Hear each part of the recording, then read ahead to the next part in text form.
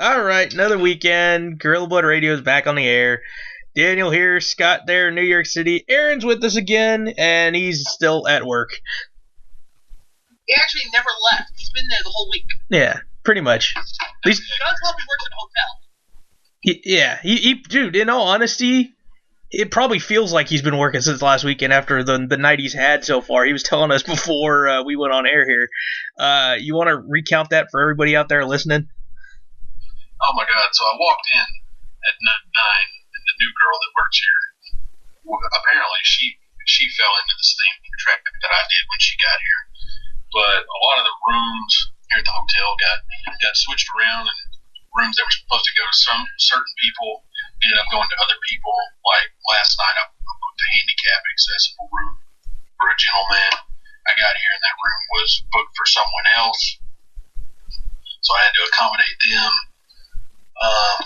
Also had one family locked out of their room because the door handle decided to stop working, so I had to open the window from the outside, crawl into the room, unlock it from the inside, move them into a different room. Just, the life of a hotel worker. Yeah, I'm glad. I'm kind of thinking that that would have been a first floor room, right? You weren't Spider-Manning it out the window then. I threw a rock through that bitch. Jeez Louise. And he's probably running on rocket fuel and energy drinks and all that kind of good stuff. He threw that rock before the window was even closed again. I mean, he just threw the rock for shits and giggles. Yeah. Because after it was already open. Yeah. And every now and again, he's going to be getting up and down again and working with customers. When he disappears. Yeah. So... But, Scott, how you doing? I'm alive, so I worked tonight, too. It was atrociously easy, actually. Yeah. Shoot. How was your Halloween? Musical. Yeah, you said you were going to go see The Nightmare Before Christmas. I did, and I went. How was it? I enjoyed. Very entertaining? It's now a movie. I already own 2 copies of it on DVD. A copy that's way out of print and another copy that came out, part of the anniversary edition. I'm sitting there going, I need this on Blu-ray now because I can literally see. Granted, it was on a 20-foot screen, mind you. Not as big as seeing Spirited Away the night before. For some reason, Spirited Away was in a much bigger theater. Mm-hmm. But had about just as many people in it, maybe a little more because it was a Japanese language version, the sub, not the dub. Yeah. Which, let me just say, the Chihiro in that version of the film sounds much more appealing to listen to than the one in the American version, which just sounds shrill and horrifying. Okay. Yeah, she was very annoying in the American version, but she's just screaming all the time. In the Japanese dub, it's a much better vocal actress. A lot more reading, but a much better vocal actress. Yeah, see, that's for me. It's one of those things. I don't mind reading subtitles, but like most of the time for me, when I watch anime, a lot of times it's at night, and I know you're multitasking. Yeah, I'm trying to fall asleep in the process of watching it, and then I'll go back and start up wherever I fell asleep. What's the point of watching something? No, I'll watch it until I fall asleep. Watch it to fall asleep. No, I watch it until I fall asleep. You don't say that. You always say, I'm going to go to a movie to fall asleep. No, I don't go to the movies to fall asleep. If I'm watching something at home and I fall asleep, it happens. It happens a lot. So. Don't know how I feel about all this. But all shenanigans on you, Daniel. But I go back and watch all the stuff. I started last night, actually. I was talking with Aaron while he was working last night at like 12 at night or something like that. So, 2 in the morning for him? And we were talking about Walking Dead. And so I turned on the first episode from the first season just to relive it. And I ended up falling asleep during that. If you could see all the disappointment I'm going through right now. Well, it's not like I haven't disappointed you like that in the past when it comes to movies and television programs. Past week, you mean? Huh? You mean past week, right? What? Disappoint me? I'm sure all the time. Yeah, seriously, I say anything about movies, I know in your head you're thinking, shit, here we go.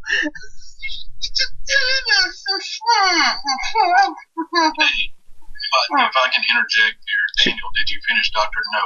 I did, yeah. That is part of the SchwarzeNovember list. So yeah, we'll get on that in a little bit here. Scott, you wanna run down your list for 31 Nights of Halloween since we finished that up this week? Let me just find it. Okay. I know Aaron and I were talking about some stuff when earlier we're trying to get the PlayStation thing ready to go for Call of Duty World War II, and we were talking while I was watching Dr. No. So I don't know any of this. I don't play video games. Yeah, no, but I got to play. Played a little bit of it earlier, and ended up doing very well right before I had to come to work. So there goes all your momentum. I'm level 10 already. Right on. Connection's a little slow, so your connection's a little slow for some reason tonight. Sometimes you get a little garbled, but we'll hopefully be able to fix that up. Actually, just Aaron slowly morphing into a robot. Yeah, I'm sharing my internet connection with like 100 people. So yeah, that's possible. That's the reason. It's the hotel internet, and the phone rings, so he walks away. Right. So you want me to run down my list, or do you have your list yet? You go first. Okay, so we'll start at the top since we finished Halloween was on Tuesday. So we'll go through all 31, in your case a little bit more. So started off with the first Saw movie, then watched Hostel for the first time. Silence of the Lambs, which Scott was a little poo-pooing me on that one, but it was under... I still don't consider it horror. It's definitely suspense, but it's not really horror. Well, I mean, it's a very much of a thriller type film, and those genres do overlap, but I don't know, there's just not enough. Whatever. Very low on the horror spectrum, very high on the holy fuck, what the fuck just happened spectrum. Okay. Well, then I watched Sleepy Hollow. I watched An American Werewolf in London. One called The Girl in the Photographs. I want to see that. The Blob from 1988. I want to see that too. Evil Dead 2013 edition. Very good. Yep. I'm getting my copy tomorrow. I actually really like that one. Let me tell you, I saw that in theaters, and I didn't think I'd be able to make it through, considering just how fucked up it was. Especially chainsaw to the face. Yeah, it was pretty gruesome. Yeah, that was kind of chainsaw to the face. Yeah, pretty gruesome. I don't know how I sat there going, oh shit, instead of going, oh no, Then I watched Tusk, which that movie's just weird. It's comedy based too. Speaking of comedy based, Cockneys versus Zombies. I really need to own that one. Yeah, it is really good. But still a pretty good entertainment. Yeah, that's for sure. Cube, which is again psychological and the horror mix on there. I'm the only one who hasn't seen this one yet. I think Tomas watched it this month. Well, you have. Right? I was gonna say you have access to the Netflix, so you I don't yet because apparently I can't get internet connection on my Blu-ray player. But they Blu-ray player in here with one in the living room over there. But I think they have 3 of those movies. There's Cube and 2 and then something else. Then another one they don't actually call it 3, they call it something else. And am I disappointed that Cube 2 is not Cube squared? Yeah. So, then I watched Monster House because I have a nephew. And that's the horrors of family horror movie, kind of. The Ruins, which actually wasn't terrible. It's kind of more of like a curse kind of movie, which is kind of fun. Then I went on the rest of the Saw binge. I watched 2 through 7, and then Tucker Dale vs. Evil. followed by The Addams Family and Young Frankenstein, which I totally regret not watching for the longest of time since high school.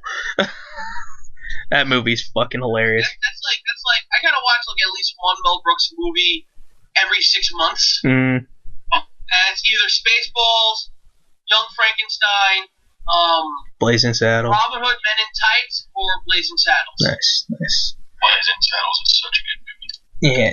God damn it, you never make a movie like that today with all the pussies out there. Oh, jeez. Yeah.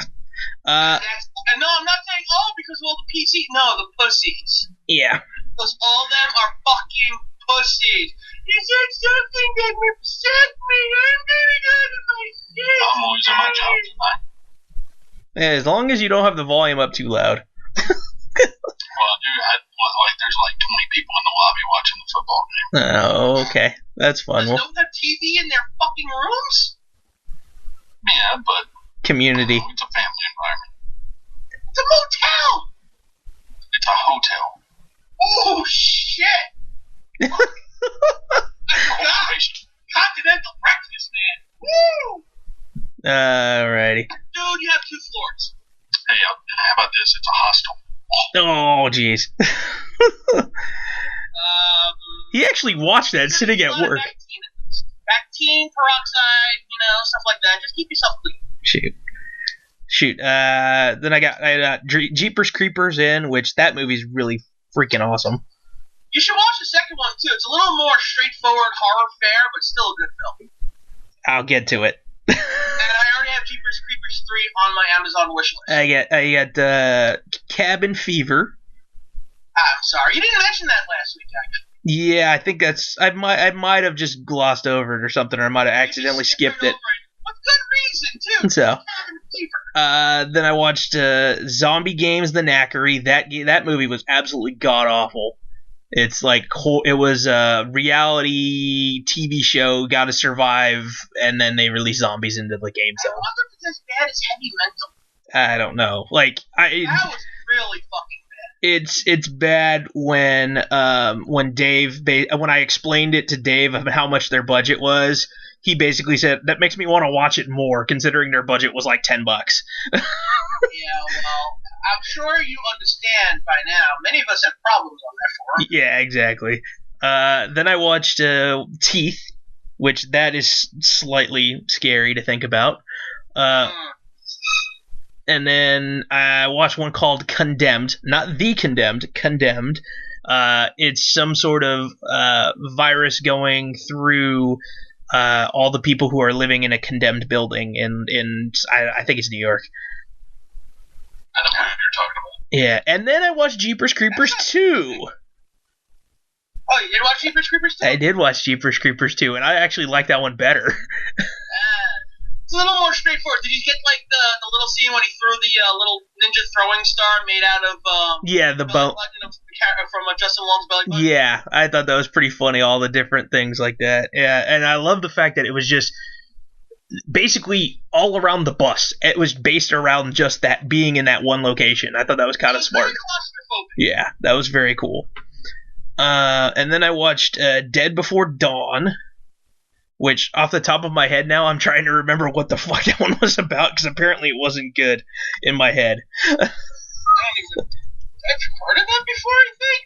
I'm gonna look that up. Dead Before Dawn. Oh, that's right. It was god awful. That's why.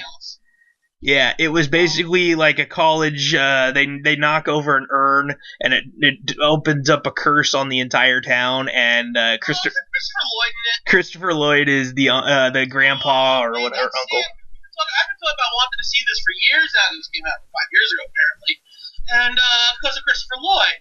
That is sad. Yeah, it was kind of awful, but funny. So. No, Christopher Lloyd's not dead yet. That's And then I watched Goosebumps.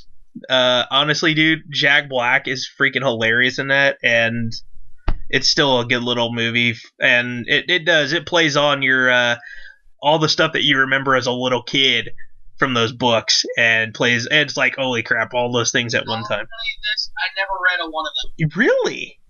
I never read a bit of Goosebumps in my life. I watched the fuck out of the shows, and Are You Afraid of the Dark on Nickelodeon? Yeah. But what I had Scary Stories to Tell in the Dark growing up. Nice. And Scary Stories to Tell in the Dark, Scary Stories 2 and Scary Stories 3, more Scary Stories to Tell in the Dark, with the original artwork that you only get through Scholastic. Yep, I remember those. Those were pretty creepy, I gotta say. Oh my god, the artwork was the fucking worst. Yeah. As in, it was amazing, but it fucked you up more than the stories. Well, and speaking of Scholastic and being at school, last one I watched was The Faculty. Man, I need to own that. That was what, Robert Rodriguez, right?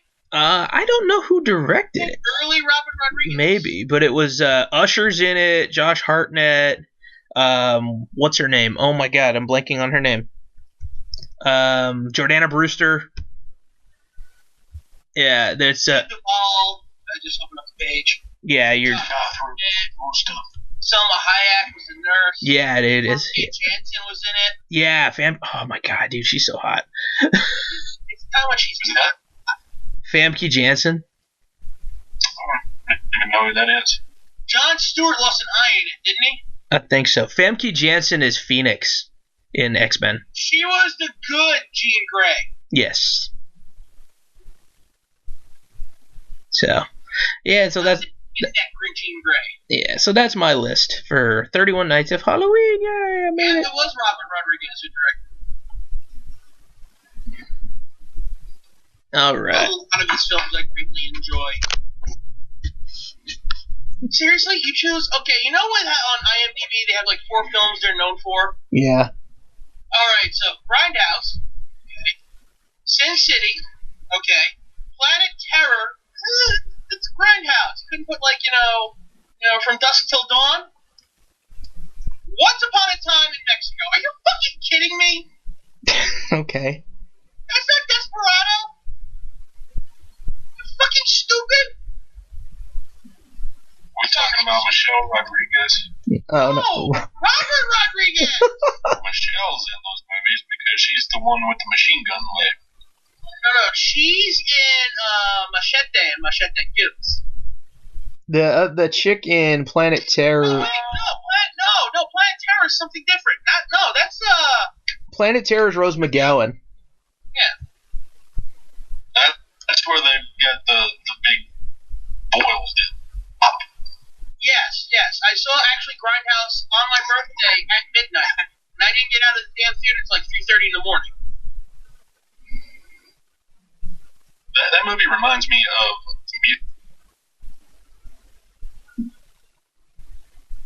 He says mute, and he mutes himself. Uh-oh. We lost connection to Aaron. Oh, man. Its internet is slow. Buffering. Aaron just went from being Aaron to buffering. Oh, man. Oh. Buffering man. Yeah, he's typing in the message now. Oh, no. Lost connection. Can you hear us? Because we can't see you. Hey, I see the wall again. So, Robert Rodriguez, Michelle Rodriguez, yes, Grindhouse, Planet Terror, fucking amazing. Right on. So glad I sold it. It was supposed to be 35mm, but they didn't actually have the 35mm for it, so I got fucked on that one. Yeah. Oh, hey, Aaron's back. Yay! yeah. Seriously, dude, if you shaved, you'd look like AJ Styles. Working like a dog, I tell you. Please let this happen. I know it's announced, but it's got action. Holy shit! Robert Rodriguez is going to direct the Johnny Quest movie. He what? Yeah. So he just did a film, 2001. Okay. What the fuck? All right. So I went to his director's thing, and what the fuck? Machete Kills in Space? Yeah, I can't wait for that, but look at the release date for 100 years. 2115. Someone typed it in wrong. I don't know. Read it. That got funny. What are we talking about? 100 Years, some movie that Robert Rodriguez is directing with John Malkovich in it. The content of this film is currently a secret, due to be revealed only when the title is released in 2115. What the hell? That is so weird. I don't know. You should go to the trivia. This movie is sealed in a bulletproof safe with a time lock set to open in 2115. Louis VIII will give out 1,000 metal tickets that will allow the receiver's descendants to go see the screening of 100 Years in 2015. Produced for Remy Martin, who makes a 100-year-old cognac. What the hell? I don't know what fucking thing I just descended upon, but what? Who Wikipedia the IMDb pages? That sounds like something you do on Wikipedia to mess with somebody. I don't know. Louis the 13th, I mean. I guess that's a type of booze? I don't know what this is. This is hilarious, man. What the hell? Shit, I just wanted to see what he's directing, like, because he announced he's producing as a producer. Fuck producer, director. I only care about what he directs. So recently he did a short called Silent Dead and the From Dusk Till Dawn series, several episodes of that. And then it says pre-production, Ugly Dolls. Okay. Post-production, Alita, Battle Angel, which I have several issues of apparently at home somewhere here in my apartment. I have no idea what I'm saying anymore. And it says announce Johnny Quest and announce Machete Kills in space. Dude, that's gonna be funny. First of all, I still prefer the title Machete Kills. Again, because it was, if you ever watched the end of Machete, it says Machete will return in Machete Kills and Machete Kills again. And of course, he made the film Machete and Machete Kills. Now, let's hope if he ever gets to Machete Kills that, Danny Trejo's still alive. Yeah. The dude was born in 1944.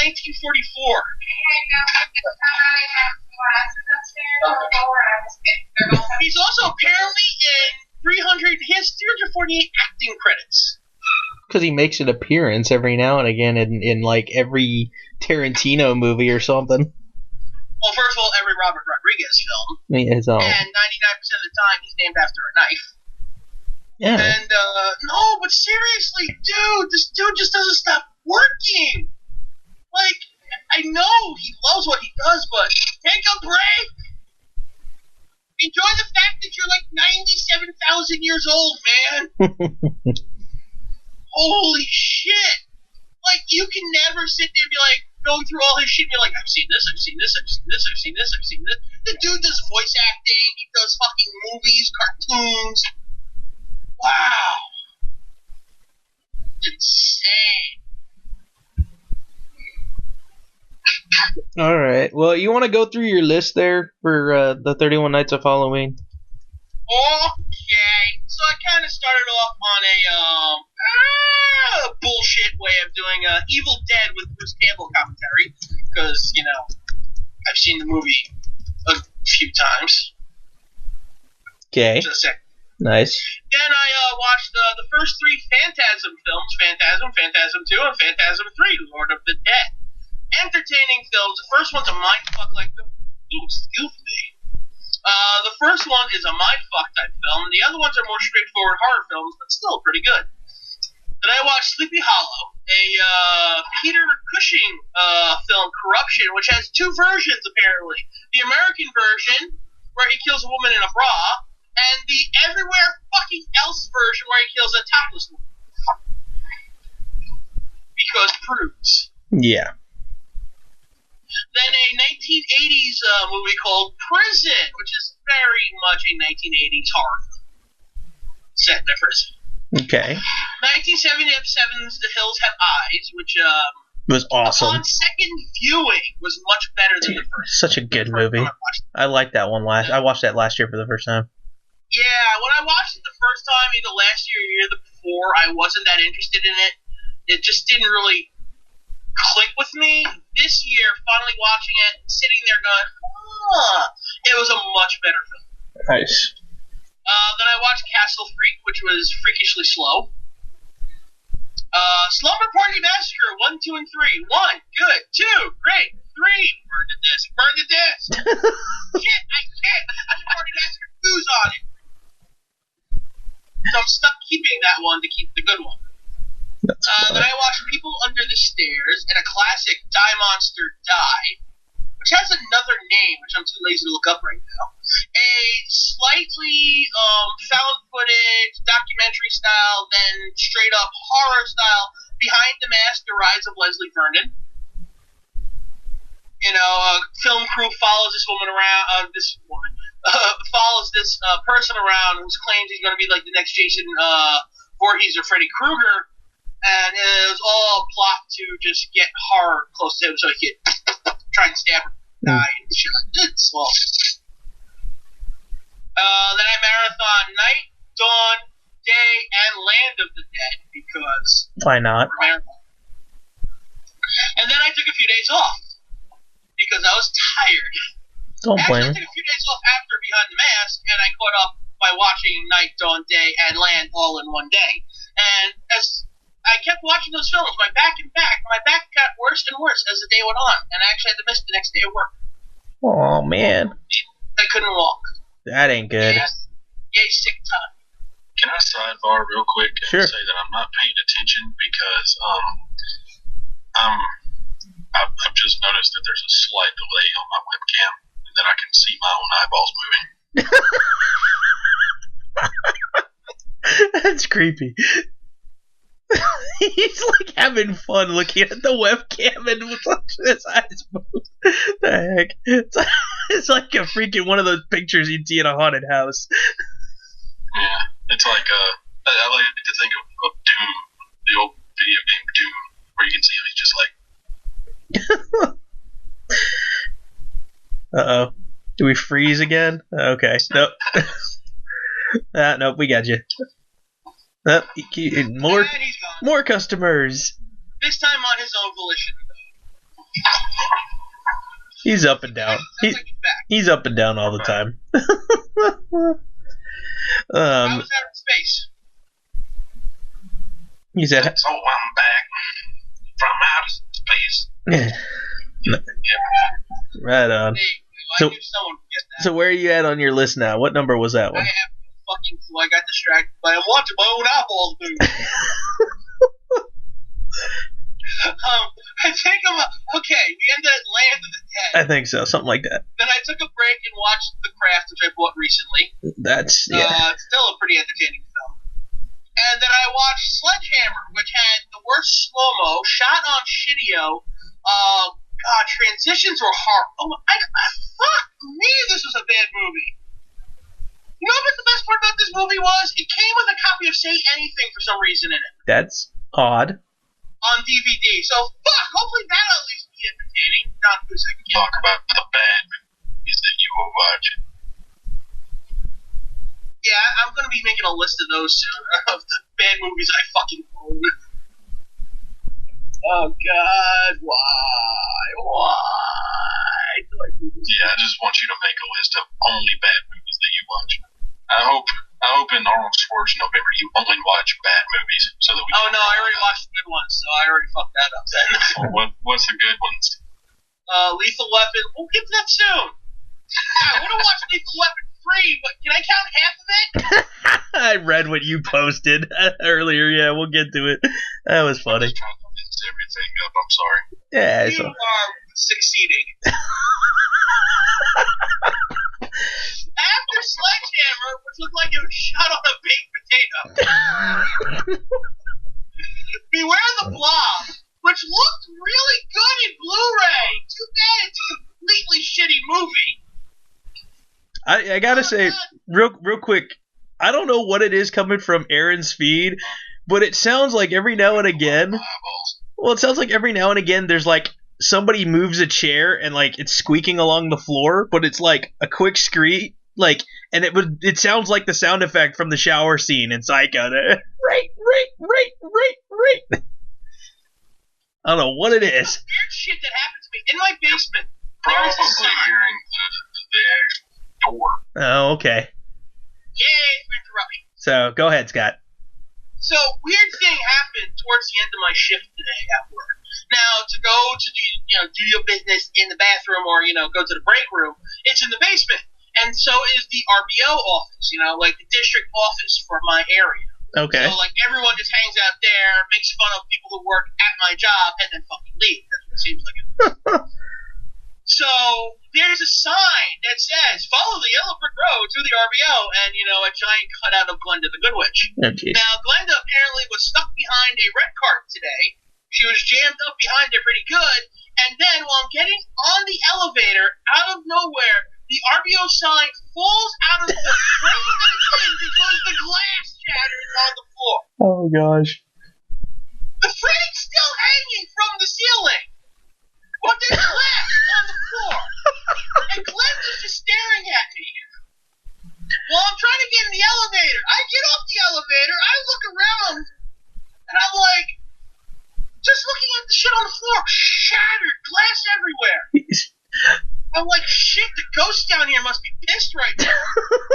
That's fucking hilarious. So I go upstairs, and I'm like, I bring the sign with me, I'm like, yeah, the frame apparently broke, the ghosts are pissed downstairs, someone needs to pay attention to them. That's funny. So I go back down, clean up the glass. Nothing else happens, thankfully, But seriously, it gets creepy down there, because the basement's huge, and then it goes all the way off to, all the way to the other end of the block underneath, it feels like. It's just this long path of fear and depression. That's why I don't like Where we basements. store all the holiday shit. That's why I don't like basements. So there's also a little hallway thing. There's a door that leads to a hallway with nothing in it, but all our extra supplies and stuff that we keep. So it's you hear shit in that hallway. It's like that random room in of the you don't normally see. You see bed, bath, and then there's a random door that says beyond. And it's just it's bueno. Me gusta. But seriously, I'm getting on the elevator, and my foot's on, and all I hear is behind me. I'm like, what the fuck just broke? I turn around, and then the fucking RBO sign is on the floor, and there's glass shattered everywhere. How the fuck? No one was near. It's not like someone went over to touched it and it fell. It was 10 feet behind me. I didn't even walk near it when I got out of the break room. Gravity, thou art a heartless bitch. Why now, though? That shit's been up there for 2 fucking years. Yeah. Seriously, that's what really just I even looked around the basement just to make sure. You probably got rats gnawing on something and it just came loose. Okay, first of all, rats, floor. True. Sign, Sky. above my head. Sky, yeah. Okay? I'm not short either. I'm 6'2", man. Seriously, it was weird. It was hilarious, though. Walking around telling me, yeah, we got ghosts downstairs. That's so funny. So, Beware the Blob was number 22 on the list. Oh, yeah, list. Then I watched Idle Hands. Yay. After we made fun of you for not watching Young Frankenstein, I decided to watch Young Frankenstein. Yep. And then I watched this 3-movie box set of what is probably public domain films. Okay.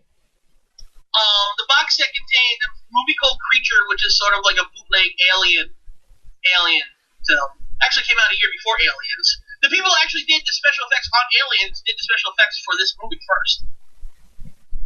Right on. A movie called The Demon, which either came out in 1979, 1981, or 1985, don't know.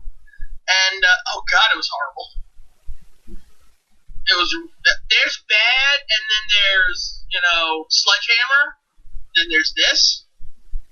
And then there's Heavy Mental, which I'll get to right after the movie I did watch, which was Pieces. Pieces is a fantastic film. Unfortunately, every version of Pieces I own is the edited version, which is like 5 minutes shorter than the unedited version, which I'm sure is granted. This film already has enough graphic nature to it and, movies to make you happy throughout the day. That's fine on its own, but shit, I like films unedited. Don't give me edited tripe. Give me the original, what it's meant to be. Exactly. Then I watched Heavy Mental, because I'm mental. Oh, I can't properly describe this film without putting a bullet in my own brain. Oh, jeez. That's how bad it is. Like, I was contemplating, do I put this on my shelf?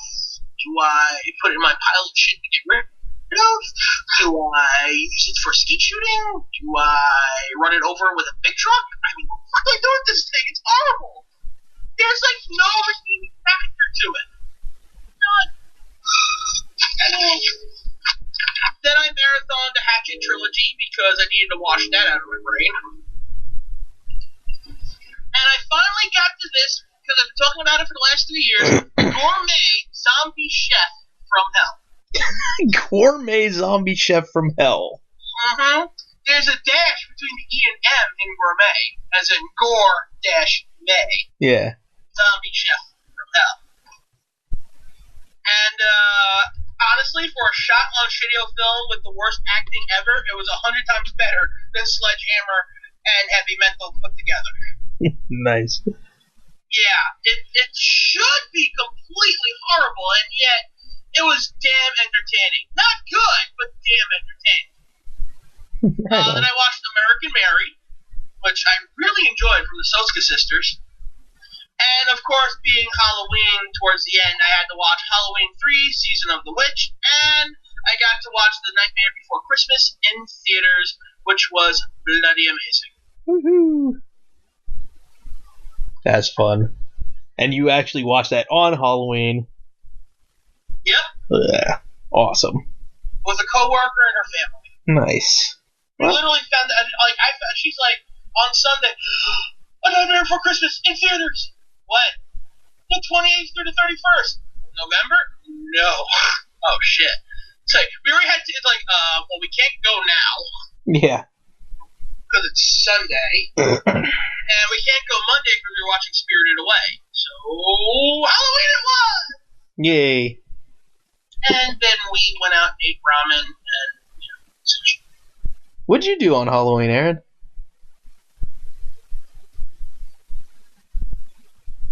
What day was that? Tuesday. Tuesday.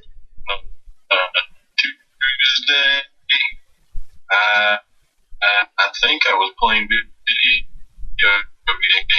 No, I was playing video games with the rest of people. What a connection. I believe he said he was playing video games with, Rapunzel. Yeah, the connections. The connection was a little janky there for a second. Now, Aaron, say exterminate. What was that? Exterminate. Exterminate.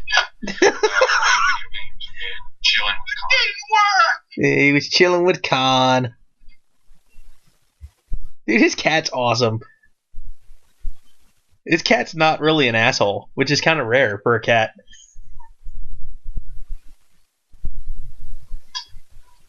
So, I think we're. Okay, what do we do now? I was gonna say, I think every now and again we have. I think Aaron's gonna say something, and it's like it freezes for some reason. I don't know what it is. I'm not sure. There's a lot of people using the internet. Yeah, that's probably what it is. Oh well. Well, it's funny, as we're recording this, I have on my TV, because I'm watching the Sharks game, but it's Star Wars night at the hockey game. So they have legitimately like people dressed up in Star Wars stuff, and they actually cut a pre-game video intermingled with all the stuff from The Last Jedi. It was pretty cool to see. I still haven't seen the new trailer from The Last Jedi. Oh, dude. It's so funny because Aaron and I have been talking occasionally about how it's almost like they're trying to misdirect you and swerve you as to what may happen. I don't know. I I'm disappointed in the porps or the plop. Porgs or whatever, the little thing that's those things, the little like hedgehog looking whatever thing that's on the. No, it's a seal and a penguin bumped uglies and had that. That's what it was. Yeah, so I don't know, but yeah, so I'm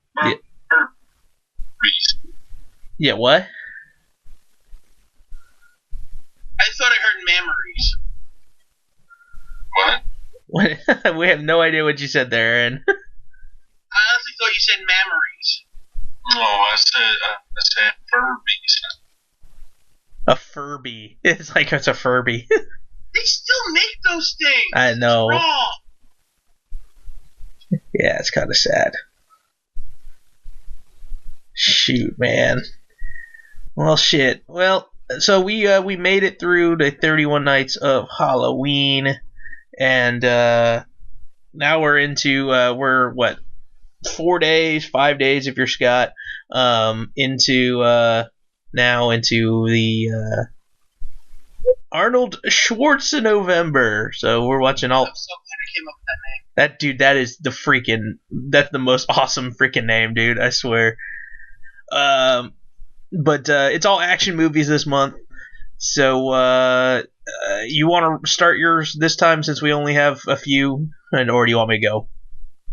Let me find my list. Okay. Well, you want me, Yeah, while you're found my list. okay. It was basically right there. I was at the top of the page. Damn it! Leave me alone. Okay, go. That's scrolling to do. So I watched Lethal Weapon. I watched Lethal Weapon 2. I watched about an hour and 3 minutes of Lethal Weapon 3, and then my DVD said, "Fuck you!" and just stopped working in both my players. Like, I didn't just say, "Oh, well, I gave up." I actually plugged in my old DVD. You remember the Blu-ray player I said that didn't work? Yeah. That just couldn't read DVDs properly without giving me a lot of shit? Yeah. Well, guess what? I read this DVD right away. Oh, jeez. I know, right? Still didn't fucking work after an hour. That's messed up. I fast forward to, because like, I was like, alright, fine, I'll just skip this one scene where they're comparing wounds and then they make out, shit happens. I know, I watched the movie 100 times. Alright? I was gonna skip to the next scene, yeah? Yep. Every time you try to load to the next scene, it just says DVD off, and literally just ejects the DVD. Sounds like Aaron's PlayStation. God, it pisses me off so much that I haven't watched Lethal Weapon in years. I'm like, well, fuck, I'm going to marathon the quadrilogy, even the fourth one. God help me. But I didn't get that far. I only got about 2.5 movies in. Well, maybe your DVD player got a little pissed at you for some reason. I don't know. It wasn't just that, though. It was in 2 players. It didn't work. Yeah, no, that's true. That's true. You know, so that's what bothered me. 2 players, it didn't work, but this movie worked fine for years. What happened? Like, seriously, it's not like it was a brand new set that just didn't work. I've been watching this set for years. I regret giving my mom the VHS. Yeah, well. So what? Now I have the Blu-ray set on my wish list on Amazon.com. I seriously need more. Christmas.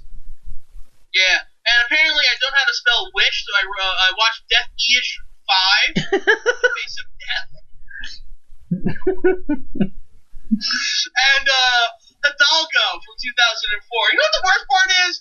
I posted this originally with Death Wish, and then I edited it to add Hidalgo to the page. They still didn't even notice that shit until now. So I've already actually edited this once before, and it just now dawns on me that I completely foobarred spelling wish. Hidalgo, is that a Viggo Mortensen one? It is. Okay. Him and the horse. There's a lot of action in it, so shut up! No, I couldn't remember. I was like thinking, I thought it was him, but I wasn't positive about it. Yeah, it's him. And it's a good movie, too. Right on. I likes it. Right on, right on. So that's what you got for this month so far? You got, what is that? What was that, 5? It's 4. 4? Okay, I don't know. I wasn't counting. I was just listening to the names and my brain went bleh. God. Why? I don't know. Oh my God, you lost count at 4. Yeah, I don't. Shut up. All right. I started mine off with The Running Man, which is arguably one of my favorite movies. Then I watched Pirates of the Caribbean: Curse of the Black Pearl. They go downhill from that. That's not true. Dead Man's Chest is a fantastic movie. Yeah, the Curse of the Black Pearl is the only one I've seen out of the whole series. So you should at least watch Dead Man's Chest. The only problem is Dead Man's Chest kind of sets up the last film, which I can't remember the name of. Yeah, I have no idea. And that third film was horrible. It's beautiful, and there's a lot of great characters in it, but it just becomes a giant Dragon Ball Z with pirates at the end. Oh, okay. Ugh. Then I watched Men in Black, which I really like that movie. It's been a long time since I've seen it too. Have you seen the other 2? I've seen number 2. I haven't seen number 3 yet. You know, number 3 is not nearly as good, but it's actually a good vehicle for Will Smith because of the way they did it. I actually bought a copy of it for $1 recently. It's on my pile. I might actually watch it after this. Right on. Because I do have all 3 on DVD now. I was like, I had the first 2 on DVD. I'm like, I can always buy the third one on Blu-ray or buy the Blu-ray set for like $10 of all 3 films. Then I'm at CEX on a store on Steinway Street. They're like, oh, Men in Black, $1. Fuck, that makes my decision so much easier. Yeah. Save a shitload of money, don't have to replace anything. Still got it all on DVD. I don't need this on Blu-ray. I don't. I absolutely don't. Then I wound up watching Mission Impossible. Yeah, man, you've been doing some great fucking films so far. Yeah, dude. Mission Impossible, that's actually my favorite of the whole entire series. I like it. Yeah, they went downhill. Well, it's I'm not gonna say I own number 2 as well, but number 2 is the worst to me of the ones that I saw. I've seen 1 through 4. Have not seen number 5, whatever the fuck it's called. The most recent one I think is Rogue Nation, something like that. Sure, we'll go with that. But so yeah, then I see Ghost Protocol. Ghost Protocol is another one. Yeah, I don't know what they are, but no, the first one. Mission Impossible 1, amazing. 2, 3 was good for Philip Seymour Hoffman as the villain, I believe. Yeah, I believe so. I think that was it. That was good with that. 4 had Jeremy Renner in it, so that made it okay. Yeah, I have no idea. I don't remember. I have no interest in seeing, and I don't want to watch number 6 either, The Mummy.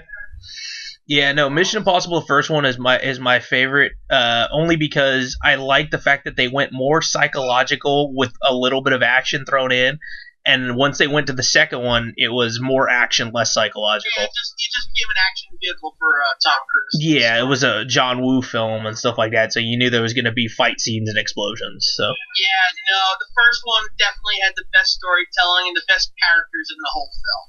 Plus, I mean, in all honesty, it has the scene where the helicopter gets stuck to the train and has to go into the tunnel. Mm-hmm. I thought that was pretty sick, and red light, green light gum. Yeah, it blowing up, crashing, and nearly cutting his head off. It was just... Yeah, that was a good scene. It was a well-done film, and that's when you finally sat there and go, oh shit, Tom Cruise could be an action star. Yeah. And then... He wasn't quite one yet. He was just kind of, Tom Cruise. He could do a lot of films. This was also before he was batshit insane. Yeah, exactly. And then I watched, for the first time ever, Dr. No. I don't think I've ever seen that completely, and I believe I own a copy of that. See, for me, I've never really been a huge James Bond fan. One of my best friends growing up throughout all high school and college, it was a diehard James Bond fan. And he was always telling me, you gotta watch these things, By the time Daniel Craig became Bond, he finally convinced me to go to the theater. So I've seen a couple of the Daniel Craig ones. But this is the they go downhill. This is the first Bond movie I've seen from beginning to end that doesn't star Daniel Craig. And I mean, you watched any of the Pierce Bronson films? No, I've not. You didn't watch GoldenEye? I am invincible. I've only seen like the opening, like on the dam of GoldenEye. Like that's all I've seen. because it would be on TV, and I would watch like the first 15, 20 minutes of it, and I'd either fall asleep or get bored and turn it. I just have I've never really even given it a chance. I guess Dr. No was okay. It's not. It's a different breed of action movie because action movies were more about espionage and stuff in the past, I guess. Well, it's very British and it's very 1960s. So, but dude, you have to take that into account. Hubba Hubba, the Bond girls. Oh my god. Yeah, that's never a thing you can't say. Yeah, Hubba Hubba, man. There's some good-looking women in that movie. So Bond girls in general, man. So we'll see. Maybe I'll watch another one. I know I've basically been. Aaron was joking around with me earlier that I got to watch a couple other ones because there's some other ones that are better out there than Dr. No. So you gotta watch GoldenEye. That's the best that Bronson did. Brosnan. Yeah, sure. We'll go with that. Yeah. I was telling Daniel that I think The World Is Not Enough is the best one that Brosnan did. Well, as long as you didn't say Die Another Day. No, I said that's the one that I don't like. Okay, good. You know, I own 2 copies of that. God help us. Well, you can keep them. Well, at least I had 2 copies of that. I don't know what happened to one of them. Maybe I got rid of it. I don't know. It's probably still on my shelf, unfortunately. Can you guess why The World Is Not Enough is my favorite Brosnan one? I'm gonna take I'll take a guess and say the Bond girl in it. Yes. Do you know who it was? I can't recall off the top of my head. Man, come on, it's Denise Richards. Okay. Whatever. I can't say nothing. I still got the Playboy. I still got the Playboy in my closet returned. So. Oh, really? Yes, really. I don't think I knew this happened. Oh, hold on, let me do some research. He's gonna, dude. Don't do it on the work computers. That night when you're Googling Playboy. Not on the work computers. You don't get fired. This is my computer. All right. That's the last thing you need. For research purposes only. Just make sure both hands stay in view at all times. Oh, goodness gracious. One hand disappeared.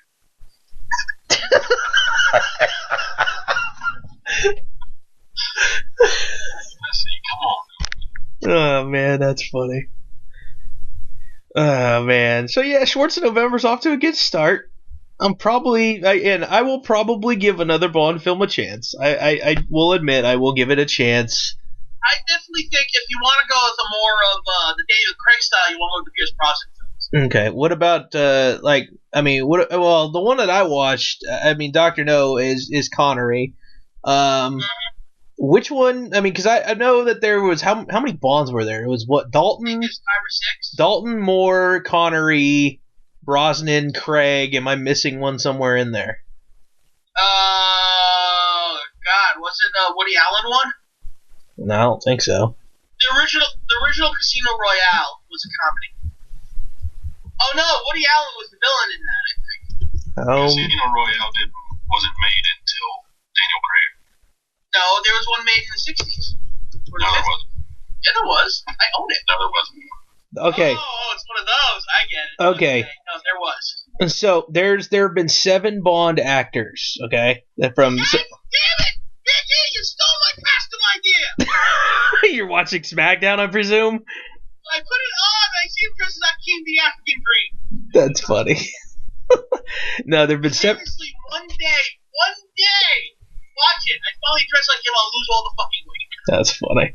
The whole point is dress like him when he's fat. So there have been 7 Bonds in total. Connery.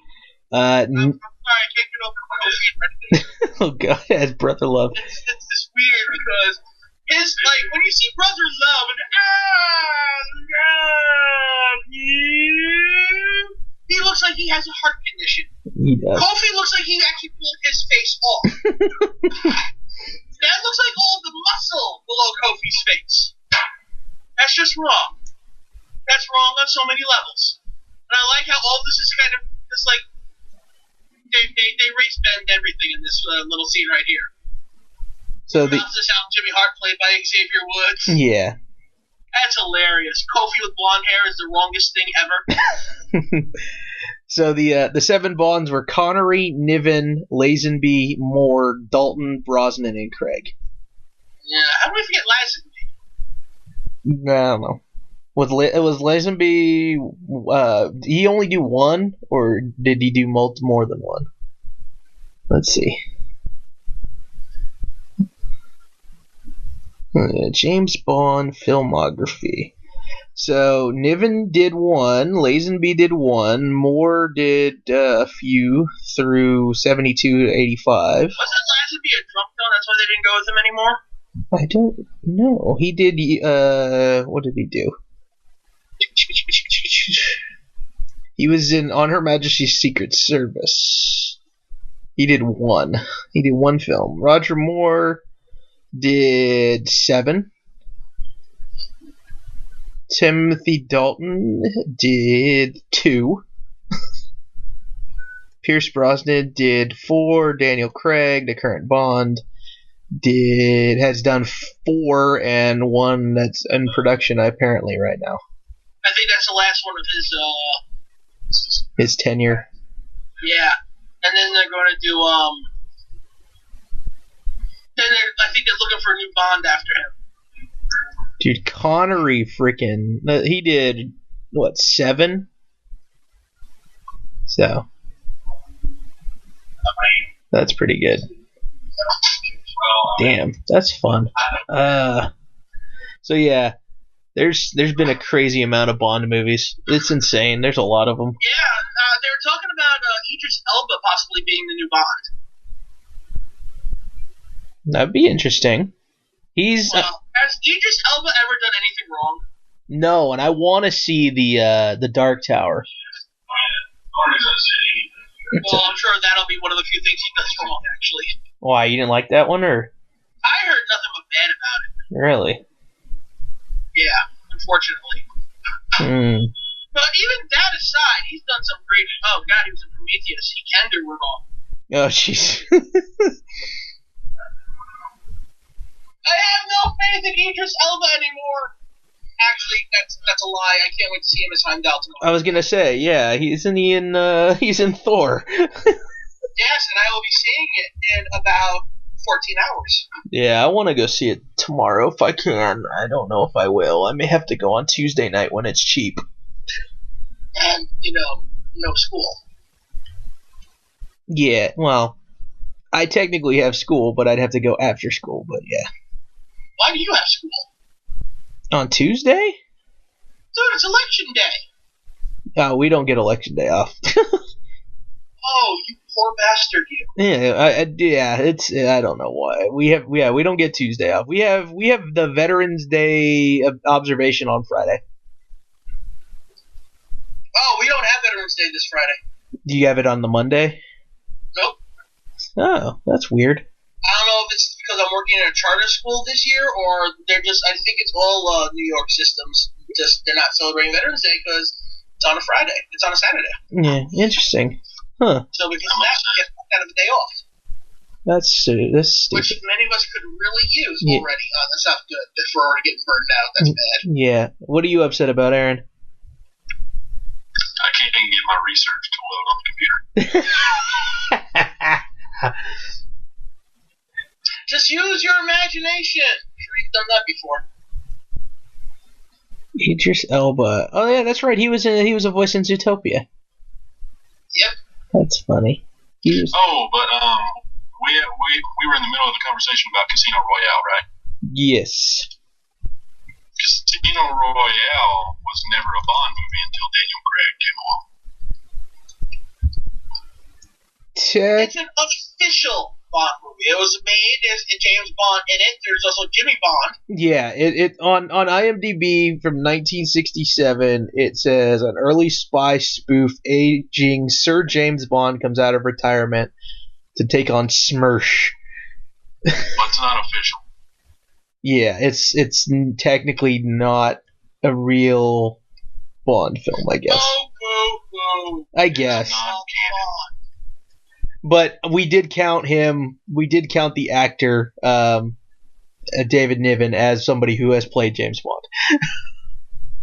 But yes, Peter Sellers, Woody Allen. There's a bunch of people in that one. Yeah, I own a copy of it. It's not a very good movie. It's unless you're into films like that. Back then, it's very British. It's very 1960s. But it's just very slow too. Casino Royale with Daniel Craig is one of my favorite movies ever. It's where he peaked as Bond, sadly enough. It's like he started off. It was his first Bond. What do you mean it's where he peaked? That's my point, though. It's where he started and it's where he peaked. I gotta say, Skyfall was just as good, if not better. Look, I like Skyfall, but I mean, it's definitely better than Quantum of Solace. So is Spectre, but I mean, there's a noticeable decline in quality after Casino Royale. I disagree. Quantum of Solace was not a very good sequel to Casino Royale. It wasn't a good, recurring appearance for Daniel Craig, but he definitely rebounded in a big way. Like I said, I definitely think Skyfall is better than,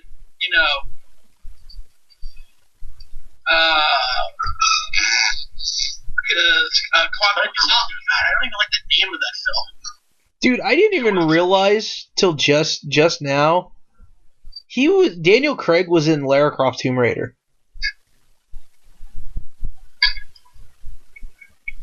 Yeah, wasn't he one of the opposite? He was maybe one of the rival, the rival archaeologists or whatever. Maybe.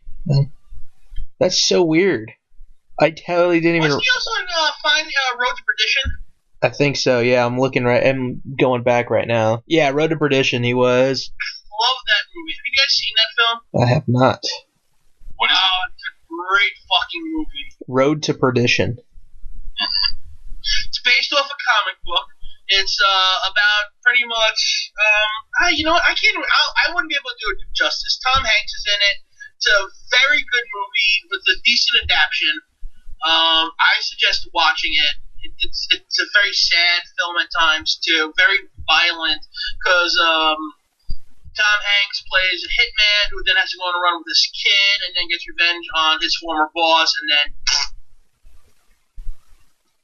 Was there? Why am I'm blanking on if he was in that movie or not, and I can't think of. What? Daniel Craig. I want to say he was in a movie with Liev Schreiber, and I can't think of what the hell it was called. And maybe that's, I don't know. Was that the one I'm thinking of? Maybe, I don't know. No, it's not. No, he wasn't. Liev Schreiber wasn't in Road to Perdition. Oh, what am I thinking of? There's so maybe it might not even be Daniel Craig. The Force Awakens. No. Yeah, I like Liev Schreiber, but I don't think he's Star Wars quality material. Well, Daniel Craig was. I thought we were talking about a movie that Daniel Craig was in. No, he's talking about a movie that Craig was in with Liev Schreiber. And I'm trying to figure out what it is.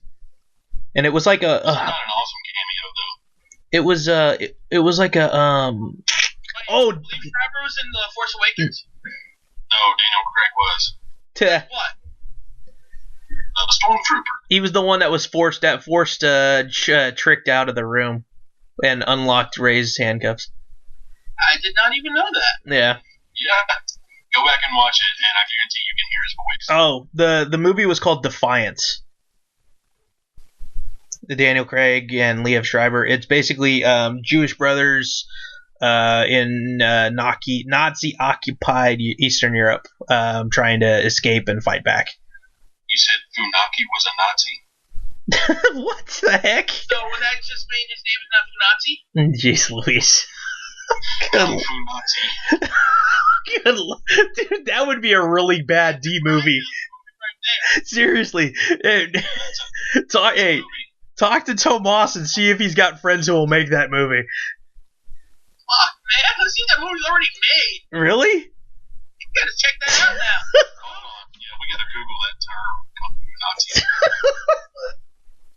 Yeah, I'm gonna Google it instead because I don't trust your lagging computer. You can't even bring up porn right. Jeez Louise. Well, the first thing that comes up is Kung Fury, the short that came out a few years ago. But so that's a start. But Kung Fu Hitler, is this the police? That sounds like a song. Kung Fury, Kung Fury, Kung Fury, Kung Fu, Kung Fury, Kung Fury. Apparently, the closest thing we're getting to Kung Fu Nazis is Kung Fury. Dude, that's kind of crazy, dude. Seriously, that would be a really... That would be a... seriously. Okay, I just thought of something I may have to do as using Photoshop skills come up with a total freaking like media looking kit or something to make it look like it. Try to submit it to IMDb and see if they'll put it up just to see if we can get it by them. Make a Wikipedia for it and everything. Hell yes. Which is just, it's funny because I just told my the class that I was in the other day, I was in a government economics class, and I was just telling them, like, guys, you're about to be in college, please don't use Wikipedia as a source. Me and my friends at one point in time used to mess with that stuff on purpose. No, just look at Josh. He has seen his Wikipedia for years. Yeah. Shit, dude. No, I legitimately told the kids about the cheesy chip story, and they died laughing. You guys remember that? All I remember is Nick's poor attempt at making a commercial. Yeah, Nick trying to define what a quesadilla was as something else. It was a quesadilla, goddammit. I did not like you saying that. Yeah, no, that was the funniest fucking show. Like, you invented the quesadilla. Congratulations. Oh man, we gave him a lot of shit over that. Yeah, dude. Yeah, that's for sure. I regret nothing. Nope, not at all. And apparently Aaron had a very, very attractive young lady come through with her kids, and he was talking about making cookies for them. You just see the posting now? I just saw a woman walk in with 3 kids, and yeah, I'm just leaving it at that.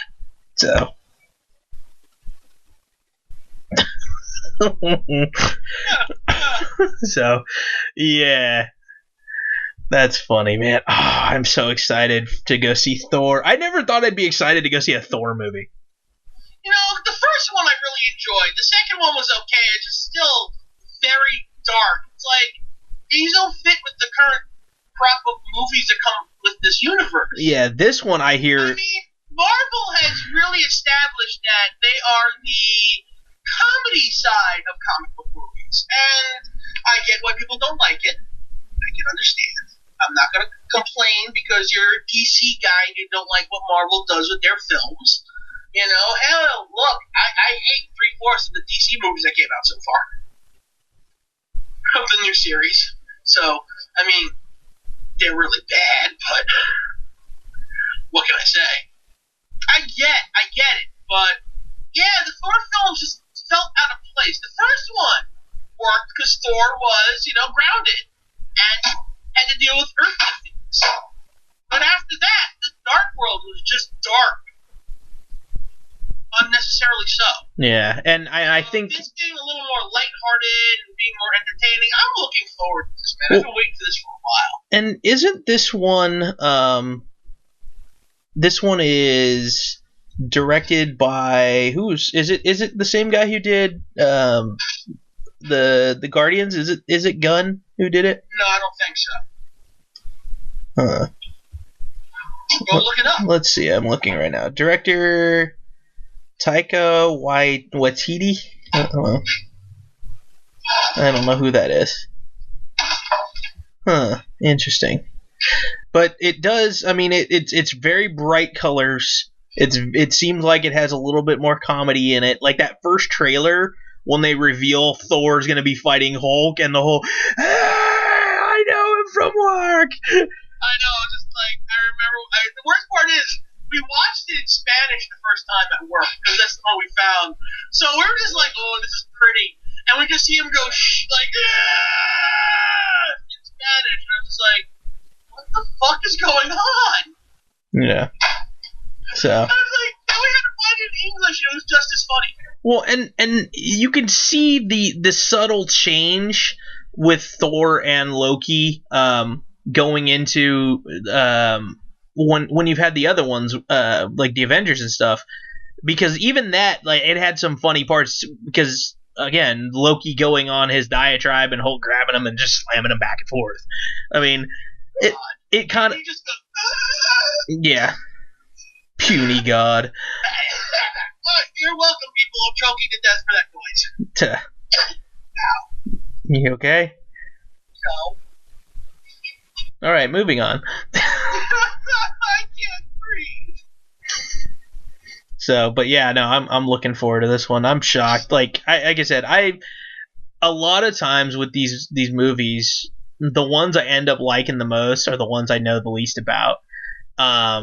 So Thor was really the only ones out of the so far in the series that I really didn't care so much about, that I really still now to this day don't care about really too much. I really like the first one still. I don't care what anyone says. Yeah, but then again, it was directed by Kenneth Branagh. Branagh's really good with this type of mythology and Shakespearean stuff. He's a very well-known Shakespearean actor. Actually, he did the really good that Hamlet from 1996 with a whole shitload of famous actors. He's the one that directed and starred in it, and it was actually the same length of the fucking play. Okay. For those who don't know, Hamlet is a 4-hour fucking play. Yeah, I've seen it, and it was condensed. Yeah, almost every Hamlet has been condensed. Hamlet is a 4-hour fucking play, and Kenneth Branagh pretty much made a movie that was a 4-hour fucking play. Yeah, that's insane. And they do when you have that, you need to have like an intermission because. Yeah. Well, when you saw it in theaters, probably, but there's not one when you watch it on DVD or tape. Yeah. I'd like to own that. It's probably on too. There's your intermission. Put in disc 2. Yeah, exactly. Exactly. Time to scratch your balls, take a shit, get something to drink. Exactly. Oh man. So shoot, we haven't talked about wrestling yet at all. Why would we talk about wrestling? I don't know. Maybe because Aaron posted something in the chat that kind of looks pretty fucking funny. What the fuck is that squirrel on? He posts a picture, and it's a half and half of Finn Balor, who's all ripped, and then right next to it is a freaking kangaroo that's all ripped. That's a squirrel on testosterone. That's what that is. Where'd you find that picture of the kangaroo? That's the kangaroo punches. He's been training. Yeah, it looks like he's been in the gym and hasn't missed a workout in freaking years. Holy shit. He's getting ready for it to come back. I'd pay good money to see that kangaroo fight Conor McGregor. Still kick his ass. Probably. All he needs to do is box. They have the exact same pose. They're both looking in the same direction. It's like the exact same picture. Oh my god! Finn Balor's really a kangaroo. Yeah, they're cousins. It's like it's almost like a Mission Impossible costume. I think it's actually a pretty successful first meme for me. I like it. It works. That's funny though. Oh man. Yeah, dude. We're starting to get to figure out what the Survivor Series teams are, slowly but surely. No interest in Survivor Series right now. If we were talking about NXT, maybe. Yeah, dude. War Games. Still don't know how they're gonna do this. It's still a little confusing. Well, is it gonna be a 3-man start? Yes. Yeah. The way that they've explained the rules, it's 3 men will start, 1 from each team. After that's that I was just. Roger Strong, Bobby Fish, and probably Eric Young. No, really? You think Eric Young would go in before or Wolf? Yeah, I was thinking Wolf would start. Maybe he's just a loose cannon that's good at taking bumps. So basically, they're gonna start with 1 from each team. After a certain interval, the one team will put the next 2 people in, so it'll be 3 on 1 on 1. Oh, that's insane. And then the next two will come in after another interval, and it'll be 3-on-3-on-1, and then the last two come in. I don't know how I feel about it. So basically, the last team is going to be the AOP. Or they could do it like, they used to rib. Who was it? Who was the one that got ribbed? It was like Arm or something. Like the first person to come in after the 5-minute period was like Road Warrior Hawk, and he would just come in and beat the shit out of Arm for the entire 45 minutes of the match. That'd be terrible. That'd be funny, but kind of terrible at the same time. Yeah, Roderick Strong is going to be in there the whole damn time. Like, you know it. Oh, yeah, he's the 60-minute man. Yeah, AOP, they're not, I don't think they're good enough to be in there that match for that long. I have a feeling it's going to end up being, my hunch is the Undisputed are going to be the first ones in to have all three, because I think those guys can go the longest out of the whole group, followed by Sanity and then the AOP coming in last. I kind of want to see the swerve where Roddy Strong joins the era. Yeah, that would be kind of cool to see him turning on AOP there midway through. That's kind of what I see happening. Is it for the titles? I don't know. I honestly, I have no clue. How would that work though? It's a 3-way. Then you share the belts amongst three people. Let's see. NXT War Games. I'm going to see if it is. I don't think it is, but I mean, Sanity, there are three people, and they share the belts basically, but no, it doesn't. Again, don't use it as a credible source, but the almighty wiki says, no, it's just a War Games match. It's not for a title. So. I kind of feel like NXT is at the point where they need another singles title. Yeah, they need a mid-card title. I've been saying that for a few months now. This they do. They need a mid-card title. They need something there. There's too many guys on the roster that feel like they're fighting for nothing. Yeah, and that's, I mean, I'm glad that Almas is finally up in that picture now, but like Aleister Black and the Velveteen Dream could easily be for a mid-card title right now. Yeah, but at the same time, that's a match where there's an issue. Yeah, you don't need a title for that one specifically. But it is our title. The title of saying my name. Yeah. And Hideo Itami is the guy that I feel like needs to have a title. I don't see him at the world title level. There's a rumor going around that they're going to bring him up in the next month. Well, I mean, I just feel like, I feel like all of his takeover matches feel like they're for nothing. Sometimes, yeah. And there's several guys on the roster that feel the same way, but like he's the one that sticks out to me. Like he needs to fight for something because it feels like he's just doing everything for nothing. Yeah, if they bring him up, 205 would probably be the best bet for him for the start, because they need guys that can make an impact and not just be. Because in all honesty, right now, who on that roster is a real threat to Enzo? I mean, at the moment. And I'm not talking wrestling skills-wise. I'm talking about in the grand scheme of 205 Live, who is the person that is up in that echelon that's going to be in the title picture? I mean, it's basically Kalisto and Enzo right now. And if they wanted to, they can easily put other people in there. But if Itami comes in like a house of fire, you can put him right into the title picture right off the bat, too. So, and... I mean, they ruined the credibility of TJ Perkins, Rich Swann, Cedric Alexander, like all these guys that came in super hot off the Cruiserweight Classic, and a couple of them even had to run with the title. Now it's like, who cares about those guys anymore? Yeah, it's sad. I mean, all those guys. The division should be built around Cedric Alexander right now. I honestly, Cedric Alexander, I think, should be competing on the main shows for the mid-card title. Not yet. I mean, if he gains some of his weight back, like Fabian Aichner did down in NXT, like, have you seen how big he got? Yeah, dude, he's gotten beefy, and he can still do all the moonsaults and stuff. It's awesome. I know, it's fucking. His match with Gargano on Wednesday was a lot of fun, especially the setup for the through the rope spear that they did. That was really well done. Yeah, it's. But then again, I became an Aichner fan like instantly from his match at the Cruiserweight Classic. I'm like, this guy's got to get signed, and I'm like, well, this guy's gonna get pushed because he has his own fucking music with lyrics already. Yeah, yeah. Like, you know they give a shit about you if they're gonna give you a song with actual lyrics. You know, the guy that I wish could be 205 so that he could be in the Cruiserweight division is Apollo Crews.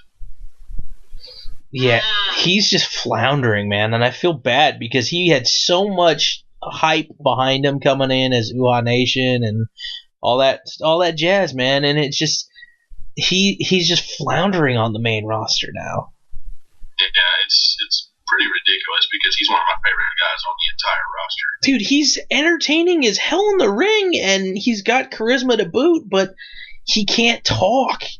Like that's I mean, having Titus there is nice and all, but it's one of those things where I got put in my place one time. I went to the Cauliflower Alley Club and I went and sat in on one of the seminars, and I asked JJ Dillon, what should somebody do if they're a babyface and they have a manager? And he looks at me and goes, why the hell should a babyface have a manager? You can't cheat. I'm like, okay. So He's not wrong. no, it makes sense, but it's just Managers is there to fuck around with the crowd and your opponent. You know, you need someone to talk for you, then you shouldn't be a babyface. yeah, and that's the funny part is you know what, shockingly, and I gotta say it because it happened this Halloween. I'm one of those people who I smile a lot. I try to be a genuinely upbeat all the time as much as I can. When you want to scowl and look mean, it is very, very difficult because I tried to do that for Halloween, dressed up as Wolverine.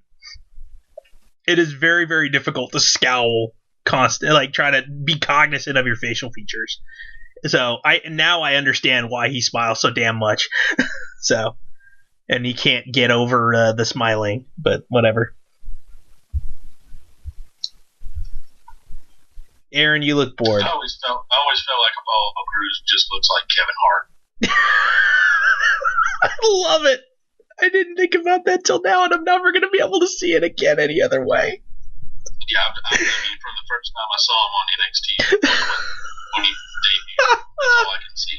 Oh my god, that's hilarious. That is funny. I never would have thought about that. That's pretty. If Kevin Hart were, I swear it would be Apollo Crews. Oh my god, that's funny. Ah, dude. Can you imagine though if Apollo actually talked as Kevin Hart? He'd be world champion. Yeah.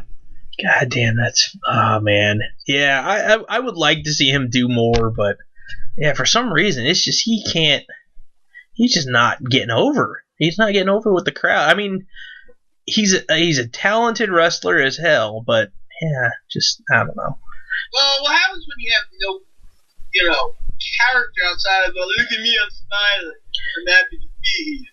Well, see, then the one thing that would turn him heel, he can't afford to do because then he would lose his manager. If he attacks Titus, it would turn him heel and people would boo because people love Titus, dude. Titus is awesome. Titus is hilarious. But if Apollo attacks him, he's got no manager, so then he has to talk himself as a bad guy, and that doesn't really work all that well. Yeah, I can't see Apollo as a heel anyway. I feel like he's a natural babyface. Well, and we said this, I mean, we kind of occasionally have said the same thing about Sami Zayn, and him being a heel right now is actually working. So we shall see. I honestly, I don't mind giving it a try at least, because I mean, for the love of God, Big Show's had so many heel face turns. At least we could try one maybe with Apollo Crews and just see how it works. So I don't know. Oh man, I am looking forward though to the the NXT War Games down in Houston before Survivor Series, though. That looks like it. 4 matches being on the card, though. Is there a 5th match that we don't know about? As of right now, there's only 4 listed. I'm guessing we will probably see maybe one more added. My hunch is it'll probably be a triple threat between Lars Sullivan, Danny Burch, and Oney Lorcan. So 2-on-1, essentially. Almost. The takeover shows are usually 2 hours, and 2.5 now. War Game. I mean, they can go however long they want because it's their network. Yeah, sure. They try to keep it around 2 hours, and I mean, War Games and the World Title match, that's 1 hour, right? At least. Easily, at least. Yeah, the women's match may go 25. Black and Velveteen Dream maybe 10. You can fit maybe one more match in that first hour, maybe. Y'all are really, giving these more time than they're really going to have. Well, you're also counting, not counting bell to bell, dude, necessarily bell to bell. World Title match and War Games. War Games and the World Title are total. Okay, the World Title and War Games might be an hour 15 total. Yeah. Well, but you also... It's an hour. You need a 3rd match. You need a 5th match in there somewhere. Well, you also got to... Sort of filler match. You also got to take in... His first takeover match, or maybe continue the story of Johnny Gargano in some fashion, because he's been on most of the takeovers too. That is very true. And you have to take into account, though, how many people do you have coming out to the ring as well, and how many entrances. So, I mean, you have... Even then, you have, Undisputed, 1 entrance. AOP is going to be 1 entrance. Roddy's a different one. Sanity's a different one. You have 4 entrances for that. Okay, and then 4 in the women's match, and you have 2 in the, 2 and 2 in the other ones. So, right, I mean, you always kind of have to add at least a couple of minutes for the intros, but when you have more than 2, it can add some extra time. It's not going to add that much time, and I think because War Games, since it's going to be a abbreviated style of War Games, it's not going to go more than 25. It's not going to be like the 45-minute clusterfucks that the original ones were. It's not like everyone's coming in every 5 minutes by themselves, slowly. They're not going to sprinkle in. True. It's like you have 3 people in, you have 1 team, 2 team, last team. Then you can win the match. I'm saying it's 45 minutes with entrances. Even with entrances, I think that's claiming too much. I mean, I don't think so, because when you've got guys like Adam Cole, Kyle O'Reilly, Roderick Strong, guys that can go easily 90 minutes in a match, they're going to give them some time. Because just because they go 90 minutes doesn't mean they're going to give them 90 minutes. Well, listen, though, I mean, on one hand, you've got that. They can go 90 minutes. They can wrestle an hour, no problem. On the other hand, this is the first War Games in, 20 years? And they know the fans have been waiting on this. Yeah. So they're not going to just throw it away in 20 minutes. We'll definitely see what happens. I'm looking forward to it. Okay, out of the women, who do you think is the best fit to have the title now? Because, I mean, we got so used to having Asuka as the champion and not thinking twice about it. Now, I mean, we got Ember Moon, Kairi Sane, Nikki Cross, Peyton Royce in this 4-way. I think it's Ember Moon's chance. You think it is? I want Nikki Cross to get it. See, I don't think Nikki's gonna get it. I would like to see her get it. My hunch is it's gonna be on Peyton, only because I think they need it on a heel for right now. And Nikki Cross is kind of the tweener who's kind of beloved by the fans, even though she's trying to be a heel. So I don't think Nikki Cross is trying to be anything but that shit in the city. That is true. I'd be okay with any of them getting the title, but I want to see more than anybody else Ember Moon. Yeah. I think there's valid reasons for all of them. Kairi Sane coming in and made a hell of a splash on the women's tournament, the Mae Young Classic. So yeah, it's gonna be fun to see how this one goes, man. It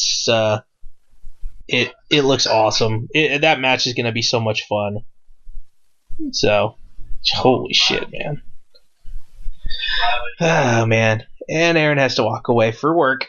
I just want to say the few time frames that I see for past war games on Wikipedia, the longest one was 24 minutes.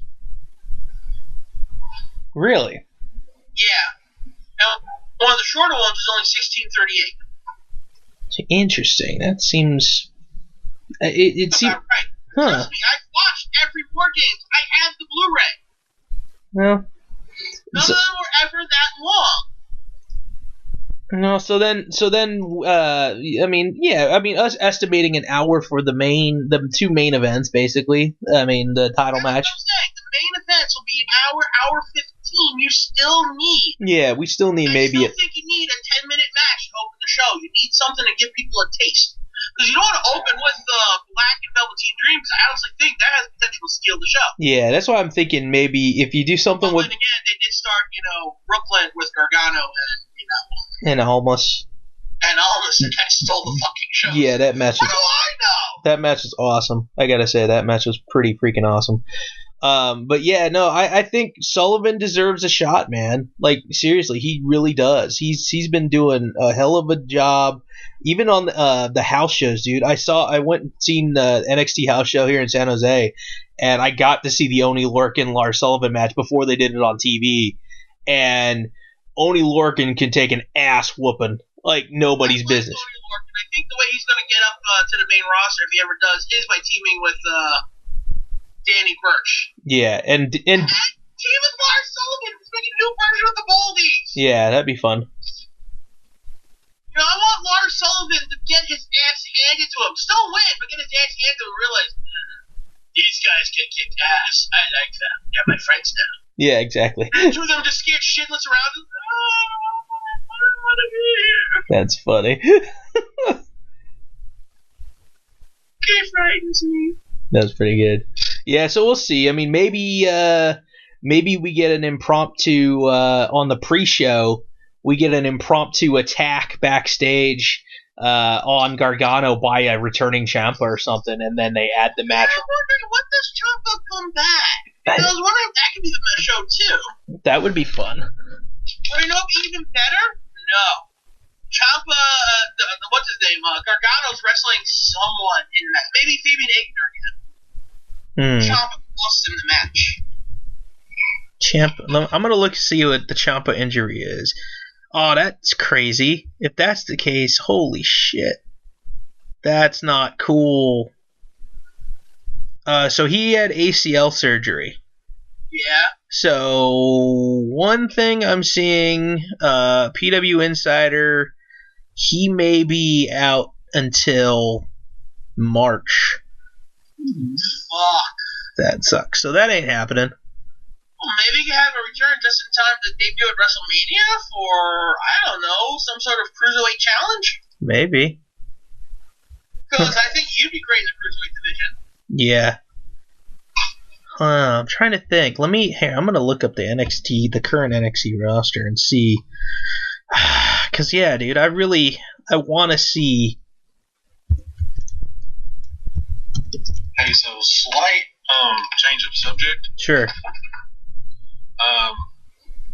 Chris Jericho has finally brought for a match with Kenny Omega. Oh, they are going to do one? Well, Jericho finally implied that he wants to challenge him to a match on the cruise. Nice. What cruise? The Ring of Honor. They've been in words on Twitter for like 2 weeks now. Yeah, the Ring of Honor is supposed to be doing some crazy like wrestling cruise thing. Well, it's Chris Jericho's cruise. Oh, it is Chris Jericho. Okay, I thought it was Ring of Honor officially. Yeah, and he's got a wrestling ring on the cruise ship, and Ring of Honor is going to hold a tournament for a #1 contender spot. And they've been announcing some names that are going to be on the cruise ship. They announced the Young Bucks, Marty Scurll, and now Jericho and Kenny Omega have been in a Twitter feud for like 2 weeks. And like it was obvious to me that it was to try to set something up for the cruise. And today, Chris Jericho finally, he dropped the cruise ship emoji and said that he knows where they can settle this. Nice. So, but I mean, it's literally like a year from now. Well, that should be fun. Huh. The only other thing I can think of that they might do and add last minute to TakeOver would be they alluded to a rivalry starting between the what's the freaking guys Riddick Moss and Tino Sabatelli and the what's their guys' names, the Angelo Dawkins and the other guy. Yeah, that guy, Montez Ford. There it is, Montez Ford. Street Profits. The Street Profits. Yeah, they alluded to a rivalry with pure uncut cocaine man. Yeah, they alluded to a rivalry with them just the other night with them gawking at the Riddick Moss and and Tino Sabatelli's car. So who do you give the win on that one? I think you should give it to the heels. Personally, I think you should give it to Sabatelli and Moss, only because the Street Profits are over right now, and I think Sabatelli and Moss need a little bit more. I think they need more heat. They're annoying. Don't get me wrong, but people don't really hate them yet. If that even makes sense. So they're not getting heat, and they're not getting Xbox heat. Yeah, not yet. Dude. Xbox heat. I just thought of who would make a good match for Gargano. Oh yeah, who's that? Lio Rush. You mean Lio Squash? Yeah, well, if they actually let him wrestle, but yeah, he keeps opening mouth, insert foot. So yeah, well, shit happens. We'll see what happens. Maybe it's debuting Donovan Dijak. That would be fun. That would be really, really fun. Oh, it's interesting. Remember they talked about they're going to change all these wrestlers' names again? Yeah. And they haven't yet. Yeah. Oh, WWE's Instagram was hilarious. They posted a picture of who was going to captain Team SmackDown, and they accidentally tagged, instead of Shane McMahon, they tagged Shane Thorne. I thought that was funny, but that's just me. So I miss TM61. I want to see TM61 again. So. Well, they're on the video game. They've been doing house shows. Yeah, one of them was injured for the longest of time, so I can't remember if it was Shane Thorne or Nick Miller. So. I think it was Thorne that was actually injured. So. Yeah, they are in the video game, Aaron. Yeah, that's awesome that they put him in there. Oh, and what's his name? We said from the original member of Sanity, Sawyer Fulton is gone from WWE. Well, they fired a few people recently. What was it, Summer Rae? Darren Young and Emma. Yeah, that was a big ordeal. You guys heard about the Lio Rush stuff, right? Yeah, Lio Rush opened his mouth and said, "That's what happens when you're not ready for Asuka." Yeah, Lio Rush, open mouth, insert foot. So, yeah, he got a lot of heat backstage. He basically got Enzo Amore heat. They wanted to kick him out of the locker room there. So that was fast. Yeah, he hasn't even made it into the locker room yet. Yeah, I mean, I'm still a little miffed because of the no selling of the powerbomb through the table off a ladder. That to me, yeah, I didn't even know about that until I listened to Jim Cornette's podcast this week, because apparently they talked about that when that happened. And Jim Cornette recently reopened the what? What? Where now? The Lio Rush apparently no sold a powerbomb through a table off of the top of a huge ladder. And, when was this? Right before he made his WWE NXT Performance Center debut. Like literally 2 weeks before.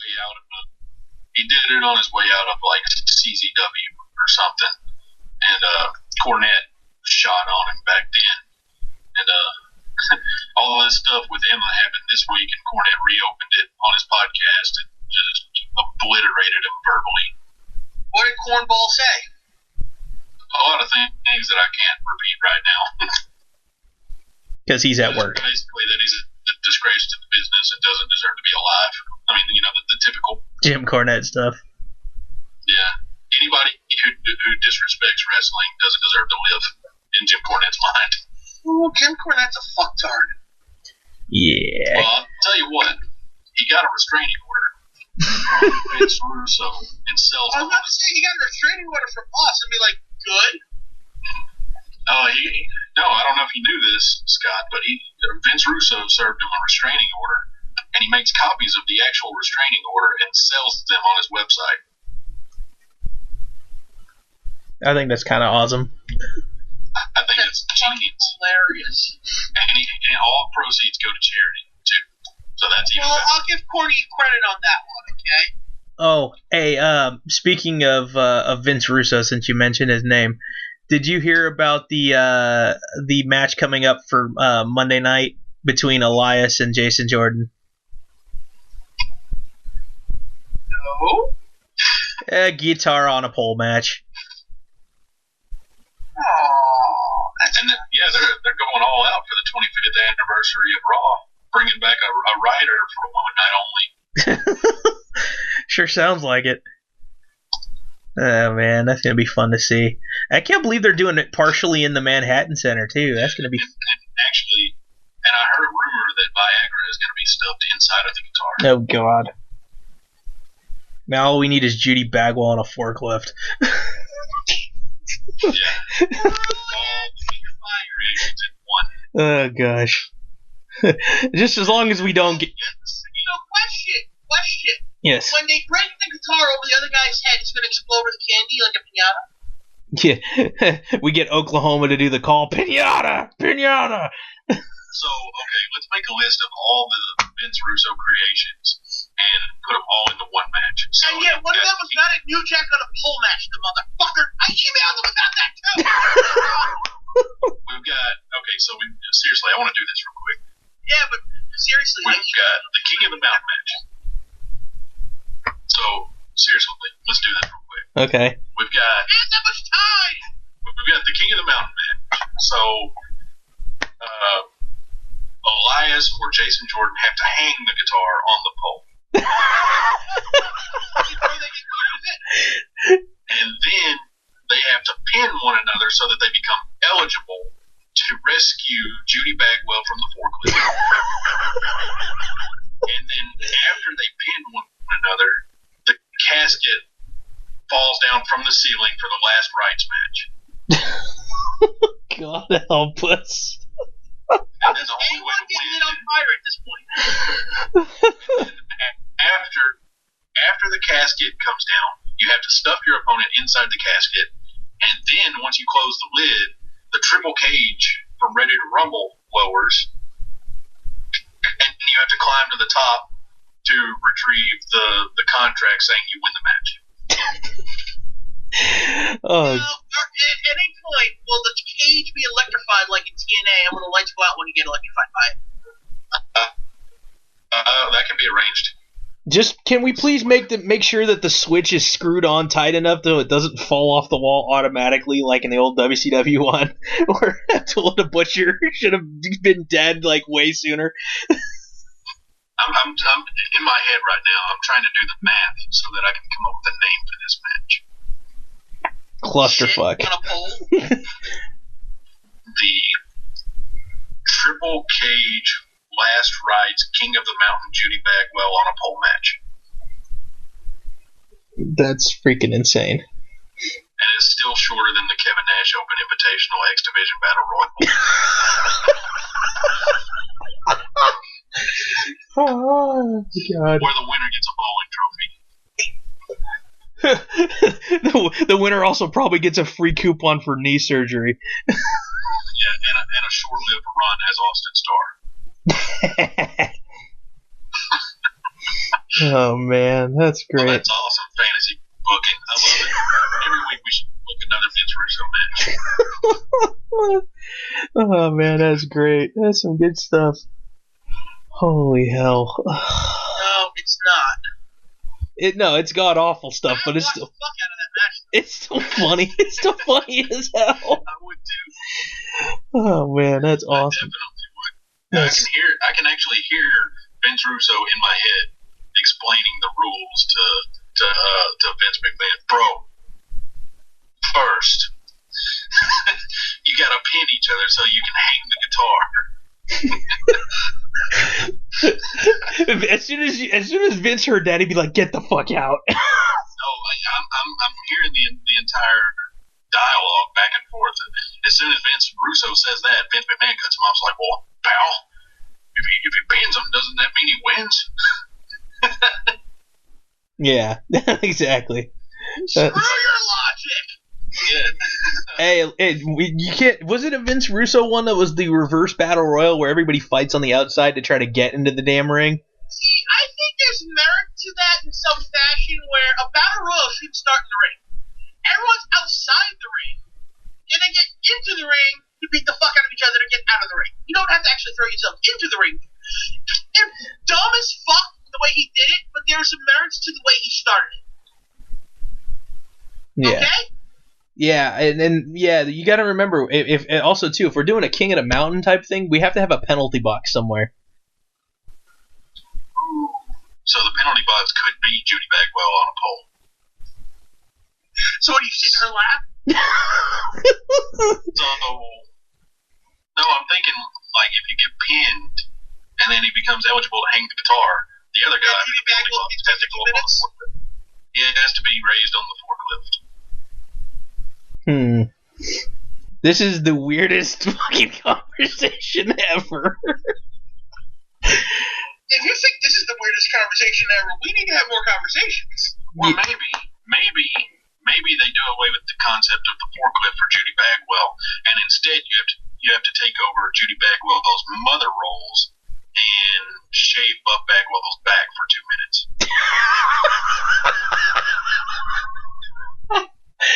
Because apparently that's a thing. He made his mom shave his back all through his career. Oh my god. Oh, dude, that's so... I can't do this anymore. I can't. Can we call it a night? Yeah, that's perfectly fine with me. Holy shit. Yeah. Logic. Dude, that's awesome. So, I quit. alright. You broke Scott's brain. We gotta end the show a few minutes early, but that's okay. Holy hell. That's funny. Holy shit. So, be sure to hit that subscribe button on the YouTube there. Hit the bell to get the alerts. I guess from what the Boobs has said, I guess he made us a little app so you can go into the Google Play Store and look up Girl Blood Radio now and download an app. Yay. And then a little bit... Listen to us everywhere. Yeah, it basically takes... Everywhere. It basically takes all of our YouTube stuff and puts it in an app. So, kind of neat, I guess. Yeah, and then... Everywhere. Instagram, Girl Blood Radio, Scott NDX, the Aaron Kendrick, and D Korea 247. Anything else you guys want to add? Everywhere. Anything else, Aaron? You want to add? Or do you walk away? Everywhere. Yeah, you got to post that meme up and start shipping that around to everybody. The kangaroo. Yeah. I'm trying. It doesn't look like it's going to catch on. Well. All right, then. For Aaron and Scott, I'm Daniel. This has been Gorilla Blood. Bye-bye. Bye. Don't work too hard, Aaron.